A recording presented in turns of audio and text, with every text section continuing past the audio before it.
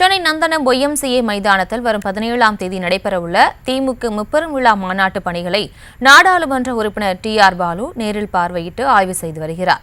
இது தொடர்பான மேலும் விவரங்களோடு இணைகிறார் எமது செய்தியாளர் சிவச்சந்திரு. வணக்கம். மேலும் விவரங்களை வழங்கலாம். வணக்கம். வருகின்ற 15ஆம் தேதி பேரறிஞர் அண்ணா பிறந்தநாள் விழா, வருகின்ற 17ஆம் தேதி தந்தை பெரியார் 25ஆம் ஆண்டு பவள விழா ஆகிய முப்பெரும் விழாவானது சென்னை நந்தனம் YMCA மைதானத்தில் வருகின்ற 17ஆம் தேதி மாலை நடைபெற உள்ள நிலையில் தற்போது சென்னை தெற்கு மாவட்ட திமுக செயலாளரும்